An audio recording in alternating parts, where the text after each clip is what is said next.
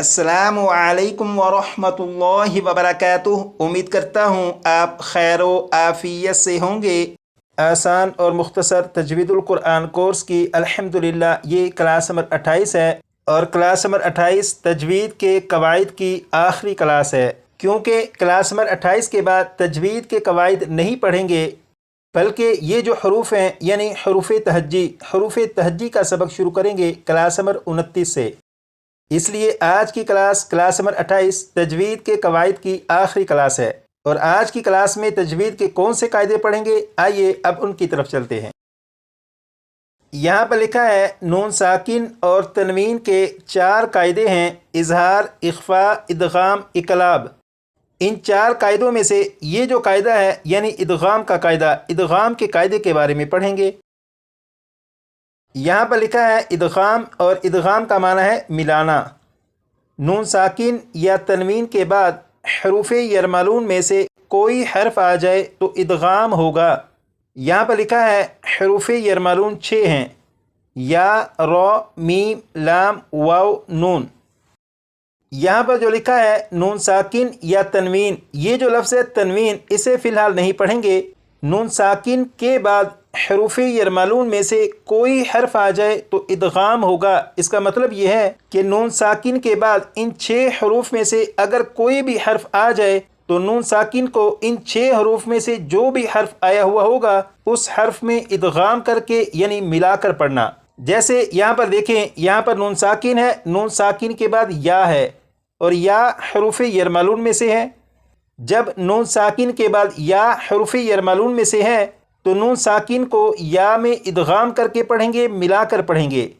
जैसे ये लिखा हुआ है बिस्मिल्लाहिर्रहमानिर्रहीम, मिन यौमिन। लेकिन यहाँ पर नून साकिन के बाद क्योंकि या है तो नून साकिन को या में इदगाम करके पढ़ेंगे और इस तरह पढ़ेंगे मी यौमिन। तो ये नून साकिन को या में इदगाम करके पढ़ा गया। लेकिन कुरान पाक में कुछ अल्फाज ऐसे भी हैं कि उनमें नून साकिन के बाद हरूफ यरमलून में से अगर कोई हर्फ आ भी जाए तब भी नून साकिन को हरूफ यरमलून में से किसी भी हर्फ में इदगाम करके नहीं पढ़ेंगे। जैसे यहाँ पर देखें लिखा है अगर नून साकिन और हरूफ यरमलून में से कोई हर्फ एक लफ्ज़ में इकट्ठे आ जाएं तो फिर इदगाम नहीं होगा।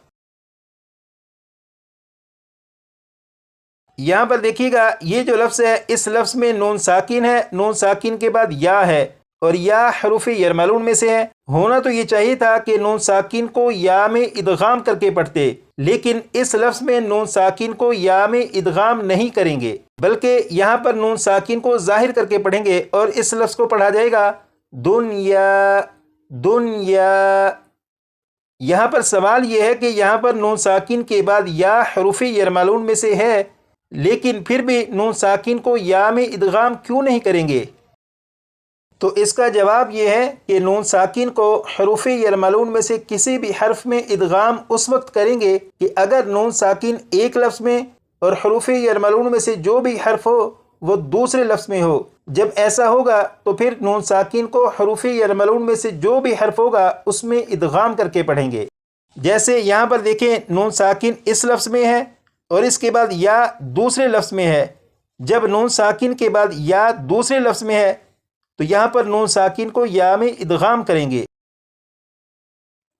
लेकिन जब नून साकिन और हरूफ यरमलून में से कोई भी हर्फ इकट्ठे एक लफ्ज़ में आ जाएं तो फिर नून साकिन को उस हर्फ में इदगाम नहीं करेंगे। और ये सिर्फ इस एक लफ्ज़ में नहीं बल्कि इन 4 अल्फाज में इसी तरह से है कि नून साकिन के बाद या और वाव हरूफ यरमलून में से अगरचे हैं लेकिन नून साकिन को इदगाम करके नहीं पढ़ेंगे।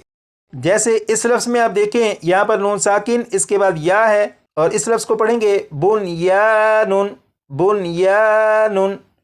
इसी तरह इस लफ्ज़ में नून साकिन इसके बाद वाव है। होना तो ये चाहिए था कि नून साकिन को वाव में इदगाम करते, लेकिन नून साकिन और वाव क्योंकि एक लफ्ज़ में इकट्ठे हैं इसलिए यहाँ पर इदगाम नहीं करेंगे और इसे पढ़ेंगे सिनवानुन।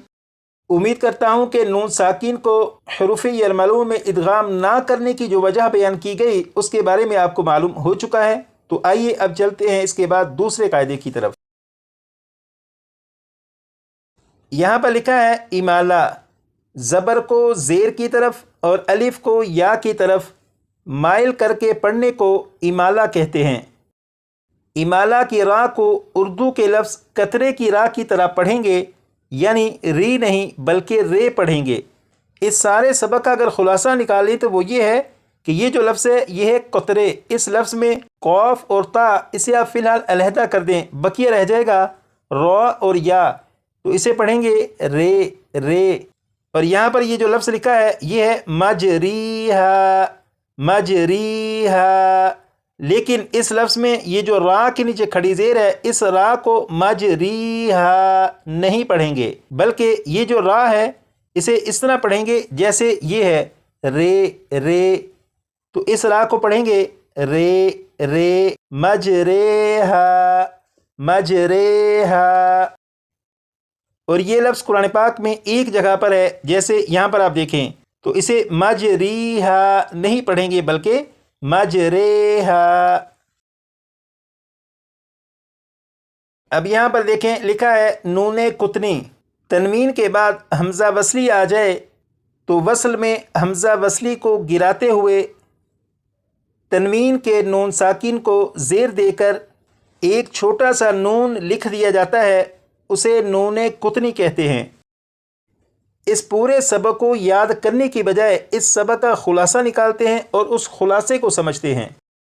اب یہاں پر دیکھیں یہ سورۃ الملک کی پہلی آیت یہاں پر مکمل ہو رہی ہے، اور یہ جو لفظ ہے اسے وقف میں پڑھیں گے قدیر قدیر، اور اس کے بعد جب دوسری آیت شروع کریں گے تو یہاں سے پڑھیں گے الذی، اور اگر یہاں پر وقف نہ کرنا ہو تو پھر اس لفظ کو قدیر نہیں پڑھیں گے بلکہ قدیرو قدیرو یہ پڑھیں گے، اور اس کے بعد اس دوسرے لفظ کو پڑھیں گے الذی، اور ان دونوں الفاظ کو آپس میں ملانے کے لیے ان کے درمیان ایک نون کا اضافہ کریں گے اور پڑھیں گے قدیرو، اس کے بعد نلا نلذی قدیرو نلذی، یہ درمیان میں جو نون ہے نلا نل نل، یہ جو نون ہے یہ نون قطنی ہے۔ یہاں پر نون قطنی کو پڑھا گیا، اب نون قطنی کی مزید وضاحت کی طرف چلتے ہیں۔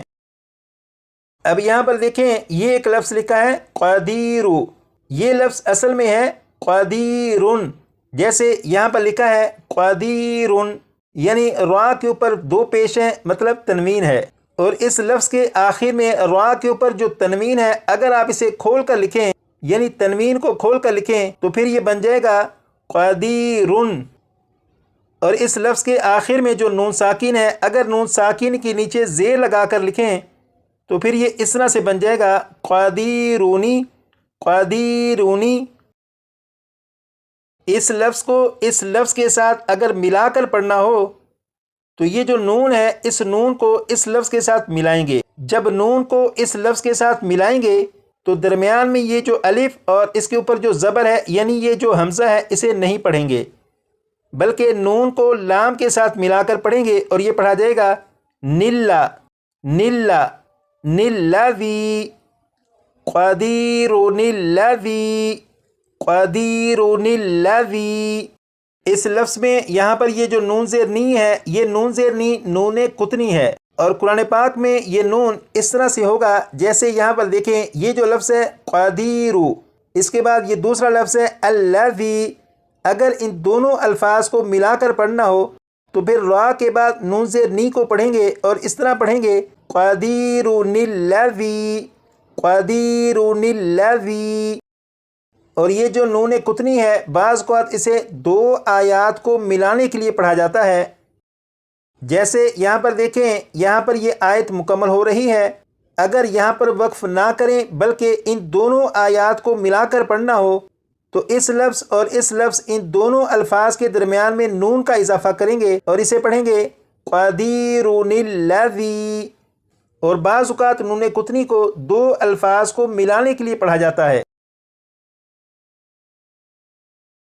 جیسے یہاں پر دیکھیں یہ لفظ لکھا ہے نوح، اس کے بعد یہ لفظ ہے ابنہ، یہ لفظ اصل میں تھا نوحن، لیکن اس لفظ کو اس لفظ کے ساتھ ملا کر پڑھنا تھا، تو یہاں پر ہا کے اوپر جو دو پیش یعنی تنوین تھی، تنوین کے نون ساکین کو زیر دے کر ایک چھوٹا سا نون لکھ دیا اور وہ یہ لکھا ہے، اور یہ نون قطنی ہے۔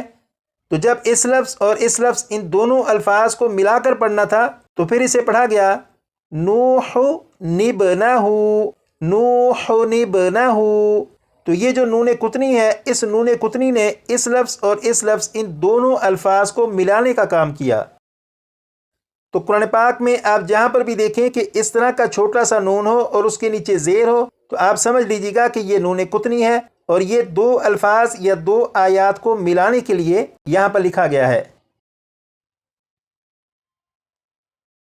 امید کرتا ہوں کہ نون قطنی کا جو خلاصہ آپ کے سامنے عرض کیا، نون قطنی کی جو وضاحت آپ کے سامنے عرض کی، اس کے بارے میں آپ کو معلوم ہو چکا ہوگا۔